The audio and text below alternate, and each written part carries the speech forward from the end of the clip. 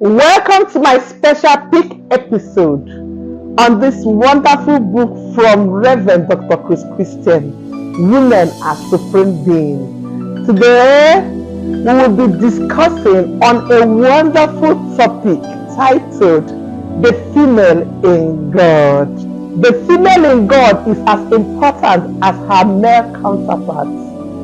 God gave male and female dominion when He created them in His likeness and image. The female is in no way made inferior or smaller than the male.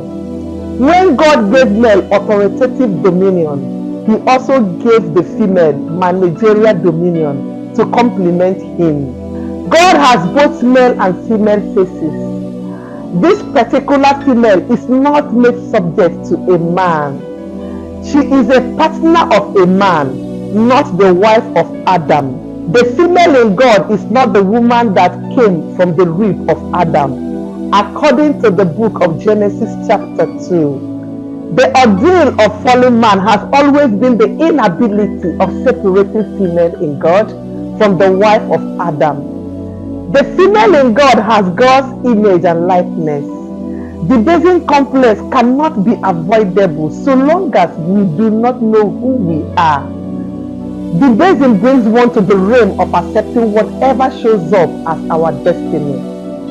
The female in God was not created to subject herself to the will of man. The only barrier of female in God is that her value was concealed, thereby allowing Satan to hijack her contribution.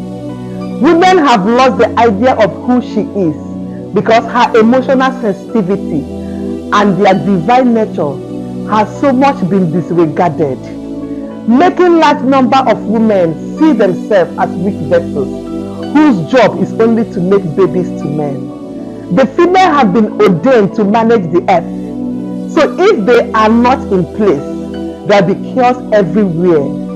The light of this particular assignment always shows up in the spirit of a female in God, and no matter how much the emotions of the male counterpart claps on it, will never stop it. The male is an ordinance.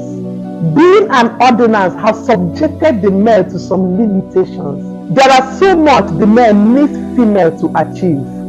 The face of God is made full on both male and female. The male is made in a way that will always need the complementary efforts of the female. The female in God is not from the rib of a sleeping man. She is the female that can become a God. It is good to discover how we are wired to help us know what we stand for.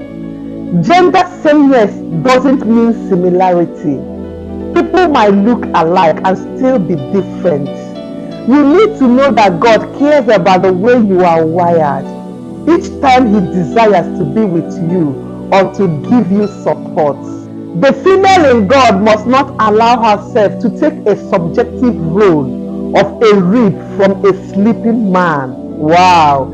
It is ridiculous for a female that has the image and likeness of God to accept to become the wife of a man who just woke up from a very deep sleep.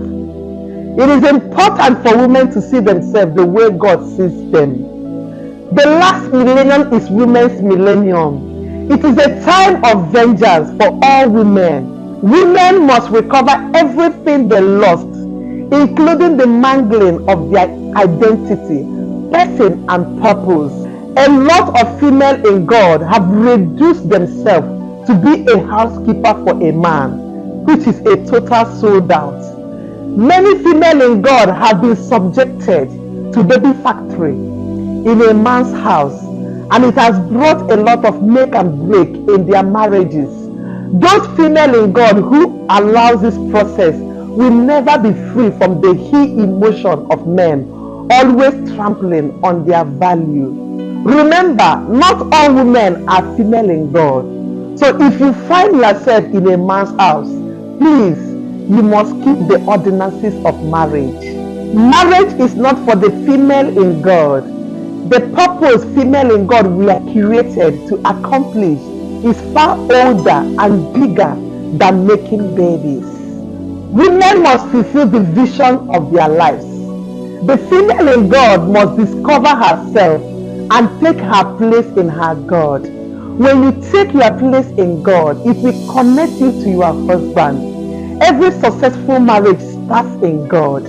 The first husband of every woman is God. Her husband is a representative of the spirit she first married. We have come to the end of today's special pick episode and also to the end of this special book, Women as Supreme Being. Thank you so much for watching. I appreciate you. Love you plenty. Bye.